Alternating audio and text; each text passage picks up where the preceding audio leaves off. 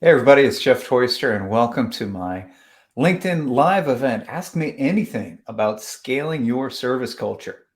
Now, we'll get started in just a couple of minutes. So before we do, a few housekeeping things and we'll dive right in.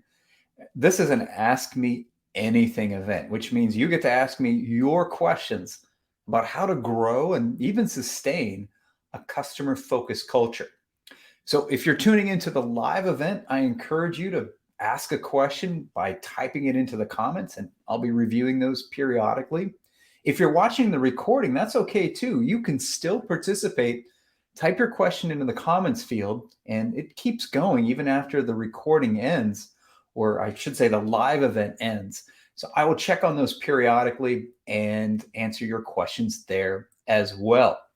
So we've got just a couple of minutes before we begin. I do have a resource I want to share with you, and that is a downloadable handout or a workbook on implementing a customer focused culture. And it gives you a lot of detailed exercises you can do in your own organization with the entire company or even your individual team. So I invite you to download that. When you do, go to that website. It's going to ask for your name and email. I'll also subscribe you to my customer service tip of the week. It's one tip via email once per week. You can unsubscribe at any time, but that opens up a direct connection to me. You can reply to any of those weekly tips, and your message will go right to me. All right. So I'm excited for everybody to be joining me today. I did add a link to this handout as a comment, so you can find a link there, or you can go here as well. I've got a question though we're going to start with, and that's, what do you want to know about growing a service culture or a customer focused culture? Again, if you are joining us for the live event, then go ahead and share a question by typing it as a comment, and I'll be able to see those and I'll respond to some of them as we go along. If you are watching the recording, the great thing is after the event ends, the LinkedIn post automatically converts to a recording, and all of the comments stay in line. So you can just add your question or a reaction as a comment. I will check back periodically and I'll still be able to respond to your questions. So I have a few resources I will share with you as you're thinking about your question or why you tuned in today. And again, if you will share with me, what do you want to know about growing a service culture? Now, I've gotten a few questions that I get a lot, and a few questions I got on offline before the event. So I want to share with you an answer or two to those questions, and then we'll get to your questions as well. So again, you can type away, what do you want to know about growing a service culture? Why did you sign in to today's LinkedIn Live event? Now, one question I get a lot, or I think there might be some confusion around perhaps, is what exactly is a service culture? When we say service culture or customer focused culture, what do we mean? And so I want to start today by defining that so that you know what I'm talking about when I talk about service culture. I think it's important to start it, generally speaking. What is culture? Culture is simply how people act and think within an organization. So you can tell a culture not necessarily by what they say, but what they actually do. So a service culture, more specifically, then, is the type of organizational culture where people think and act in service of their customers. They're focused on their customers when they're making decisions or they're making choices or they're doing their daily work. So an example might be, think of your favorite place to be a customer, where it's maybe a restaurant or a store where you get your hair done. For me, my favorite restaurant, the servers know my favorite meals. They ask me if I'm going to have the usual. They know what I like. They know my preferences. They know what I don't like. They're really focused on me and they make me feel super welcome. And that's consistent with everybody that I meet at that restaurant. So that culture is focused on customers, and that's why they do so well. So that's a customer-focused culture. It's a culture where people act and think in service of their customers. All right, so we've got a few questions coming in. And again, if you want to ask me a question on the live event or the recording, go ahead and type it as a comment and I'll be able to respond to your questions. If we're live, we'll try to get them in the live event. And if you're watching the replay of the recording, that's okay too. I will take a look at those periodically and respond after the event. So we'll keep the conversation going. All right, another question that I got, and I get this one a lot, is just why is it important? I think at some level we understand service culture is an important thing, but when we get specific about why we would want to have a customer-focused culture, maybe that's where we need some clarity or just need to get more specific. And there's a few things I can tell you about the benefits of a customer-focused culture. And if you're a leader, I want you to think about situations where your employees have to make decisions. And do you want them to do the right thing? Now, of course you do. You want them to do a right thing. And that's really the cornerstone of a customer-focused culture. Your employees are always doing the right thing. And we can see that in a few areas. Procedures. We have a certain way of doing things the right way. Do you want your employees to do things the right way? In a customer-focused culture, employees understand why they're doing things a certain way, how it benefits the customer, and they follow that consistently. If you don't have that type of culture, then maybe employees won't do that. We can think about policies. We often have policies that are important. And do we want our employees to follow those policies or not? In a customer-focused culture, as long as those policies are there to benefit your customer, your employees understand that and they will uphold your policies. That's something else you want them to do. The third one, and this is the big one, we can't create a procedure or a policy for every situation. There's things that will come up where we just haven't thought of this before. This has never happened. In a customer-focused culture, your employees will still do the right thing in those unknown situations. If we don't have a customer-focused culture, then who knows what they'll do. So when we think about culture, culture's what people do, how people act, then we want our employees to act the right way. We want them to do the right thing. We want them to create great experiences for our customers. And that is really the importance of a service culture. If your employees are doing the right thing and you are deliberately focused on your customers, that's the service culture we're trying to achieve. All right. I want to see a lot of people are tuning in. Hey, good to hear from you. Good to hear from you as well. I'm looking for your questions. That's what I'm here to answer today. So we'll have a lot more fun if you have questions for me about scaling culture. I did get one. What is the main motto of service-based culture, which aims at best customer satisfaction? So if I understand this correctly, is there a motto or a tagline or words to live by that we should have to create a great service culture? And the answer is yes and no. Yes, in that every organization, the cornerstone, the foundation of a customer-focused culture is something called a customer service vision or a customer experience vision. And sometimes this is thought of as the motto. These are the words that we live by. So yes, we should have one, but no, we should not have the same one as every other organization. What makes a service culture unique is having a motto or a customer service vision that is unique to your specific organization so that everyone in your organization understands how we're trying to treat our customers.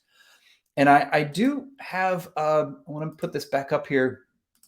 Here we go. I have a toolkit that will show you how to create your own customer experience vision and how to make sure everybody in your organization or on your team understands what great service should look like. So if you'd like to, you can go to toistersolutions.com/journey. I also put a comment, put that link in the comment field. And two things will happen when you get there. I'll ask you for your name and email address. I'll email you that toolkit to implement all the concepts from the Service Culture Handbook. So this is my step-by-step guide. The book is very comprehensive, but the toolkit is free, and I'll help you implement some of these concepts. The book helps you go a little bit deeper, but then also I'll subscribe you to my customer service tip of the week email. And it's a way to reinforce great customer service. One tip via email once per week. You can unsubscribe at any time, but it's a way of keeping your skills sharp. So there's, going back to the question here, there's not one main motto. There's not one specific definition. It's about creating your own unique definition. And as we think about companies growing and scaling, one of the things we need to think about is the sooner we do that, the easier it will be for us to create employee training, to make decisions about new opportunities, to decide whether a product or service is right for our culture.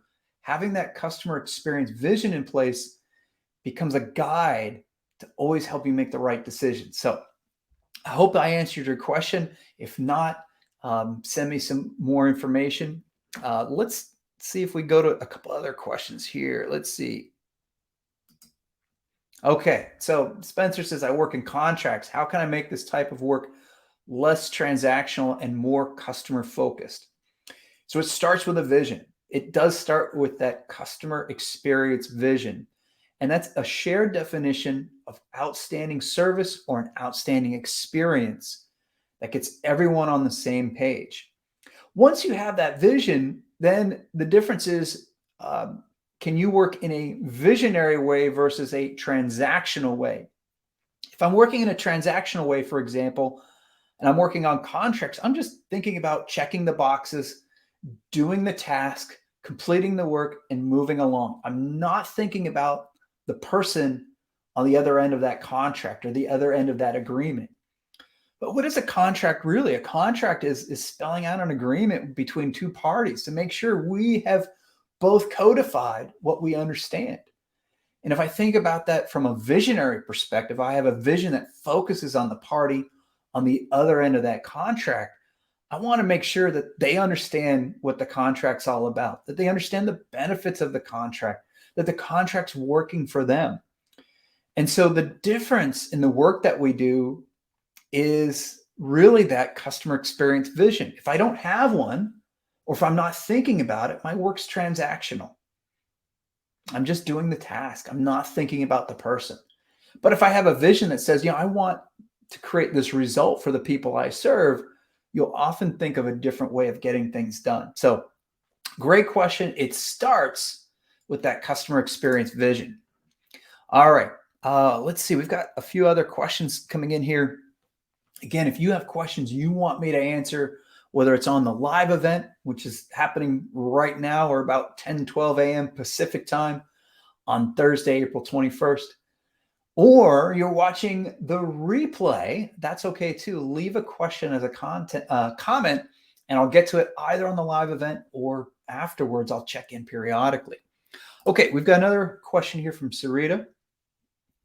Seems like a customer-centric culture is a no-brainer, but how is this scalable? So we're a bootstrap software as a service company, making the most with just 2 to 4 people in support. So Rita, this is a great time to start thinking about scaling, because the larger you get, the harder it becomes to really influence culture. So let's go back to the beginning. Culture is what people do. And as you're growing, we want people to do things the right way. What's the right way? It starts with that customer experience vision. And that toolkit that I shared, that's going to help walk you through a process to create your customer experience vision. And if you're at that size with 2 to 4 people in support, that vision applies to them, but it should also apply to everyone else in the organization: product development, marketing, sales, operations, technical support, everybody, finance even, everybody in the organization should understand this vision so that we're all on the same page and we all agree this is the right thing to do. And then as you scale, you'll find in that workbook or even in the Service Culture Handbook, you're going to start making decisions, and having that vision will allow you to make the right decisions that are consistent and aligned. We often create trouble or friction for our employees where our decisions don't really make sense or they create conflicts with each other. We want our decisions to be aligned. And I found that there's 5 key points of alignment when it comes to culture. And as you're scaling, you can think about these 5 key points. Now, in that handout, there's more in-depth information. In the book, even more. But let me give you a highlight of the 5 key points. Number 1 is the goals that you set. What metrics are you using to evaluate the business? And if you set the right goals that are aligned with your vision, you'll probably get better results. But often startups, we set goals that are completely misaligned with our vision. And so bad things happen. For example, a lot of companies are starting to set goals around how many new users we have. Well, users are great, but if they're not renewing and they don't love us, then that's not really helping us. So making sure we're setting the right goals is probably very important. The second thing is when we hire more people, who are we hiring? Every new person is adding a new dimension to our culture. So are we hiring people that are going to fit with our culture, help us grow our culture, are going to love being part of what we're creating? Or are we hiring people that don't want to be there and are going to work against our best interests? You have to hire the right people, and there's a guide in that toolkit for creating a good hiring plan. Then it comes to training. As we scale, we need to give people training on the right things to do. And again, if we've defined what's the right thing to do, that training is much easier. If we haven't defined it, then who knows if the training will stick or if even we're training people on the right things. The next 4th out of 5 on the list is empowerment. And that's all the processes and the procedures and all the tools and resources we give people to do a great job. Empowerment really means that we are enabling people to do good work, to serve their customers. And as a startup, that is a big challenge because we're always coming up with new things that we haven't thought of, or people want new features from our software and we can't get to it yet. How can we still help them? Empowerment is about enabling people to do a great job. The 5th dimension, which is really present throughout all of these, is leadership. Are we consistent as leaders? If we're consistent as leaders, then our employees will know exactly what the right thing is to do. Too often in a startup, it's moving target leadership. One day the leader says this, and the next day the leadership, no, do that instead. And employees are confused. Or the leader will say, here's how to treat your customers, but they'll treat their customers very differently. And that creates confusion. So it's a great question. I probably gave you a way too long answer, but this is the right time as a startup to think about scaling your service culture. So let's see, we've got another one coming in here. This is one from Jose. So what's better than benefits without guest service or perfect service without them? Normally people don't pay attention to our help, advice, or services. All right. So Jose, I might need you to clarify a little bit more about what you're asking. A customer-focused culture is not really an either or. And so that maybe I'm answering your question, but if not, help me out here. There isn't such thing as a perfect service. So we have to get over that. But customer-focused culture tells us this is what we do offer. And this is what it looks like when we're doing it well and we're doing it right. And that's what you can promise to your customers. But you can't be all things to all people. And that's important to understand that you have to make trade-offs about the service that you provide. I think if we step it back a little bit, sometimes we think about a customer-focused culture or service culture as only being part of customer service. And I want to be clear that that's not what I'm saying at all. That a service culture is really a culture where every department, whether it's customer service, operations, marketing, sales, finance, product, you name it, every department is working in service of their customer. And companies that get this realize the alignment between a great product that really solves a problem for a customer, a product that is reliable, that does what it says it's going to do and does it well, and customer service, which is supporting that product. Now, customer service is only one piece of the puzzle, but if you're thinking just about the customer service department, realize this. By the time a customer gets to customer service, in many organizations, something's already broken. Something already went wrong. And one of our goals is to prevent things from going wrong as much as possible. So hopefully, Jose, I answered your question. If I did not, or I misunderstood what you were asking, go ahead and share a little bit more, and I'll do my best to catch up with you. So I want to come back here. Again, if you're tuning into the live event, I've gotten some great questions so far. What do you want to know about growing a service culture? Here's a question I get asked a lot, and that is about training. What do you recommend for service culture training? And a lot of people want to start scaling their initiative through training, and it surprises them to learn that I am a trainer. That is my background. I love training. I do not recommend that you start with training. If you start your service culture initiative with training, you will probably not succeed. And let me explain why. There's a few reasons. One of the biggest things, and we've talked about this, is the customer experience vision. You need to have that first. If you don't have a vision that says this is what a great experience looks like, this is what everybody should be working towards, then what are you training people to do? Training should be based on that customer experience vision. People should know their role. In fact, there's 3 specific questions that people in a customer-focused company are able to answer. And this is where training comes in. The first question is, what is the customer experience vision? They need to be able to point to it. Here it is. My vision is really simple. I define a great customer experience with my tagline. You might be able to see it on the screen. It's really small and blurry, but it says your service culture guide. What is that? That's my promise to my clients, because my clients are trying to create a customer-focused culture. They know it's important, but they're not sure where to go, or they're not sure to where to begin, or they've taken some steps, but now they're stuck. They need someone to guide them. I know I'm doing a good job if I'm guiding my clients to help them take the next step in their journey. So that's the first step. Before you do training, you have to have that vision. The second piece, why we don't start with training, is something called the 70-20-10 rule. And even though it's called the rule, it's more of a guide. So it's not hard and fast science, but I think it's very, very applicable. And what the 70-20-10 rule or guide says is, where do people learn their skills and behaviors, the things that they do on their job? 70% comes from job experience. The things that they do. Hey, I did this, it worked well. Oh, I did this didn't work well. How can I do it better? And particular challenging assignments. So things that really make them work.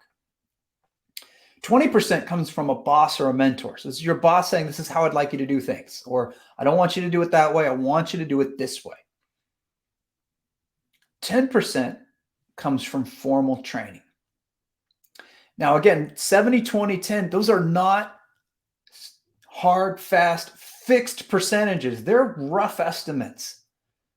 But if I think that 20% is of what people do comes from a manager and only 10% comes from training, why would I start with formal training? I want to make sure the manager is sending the right message first.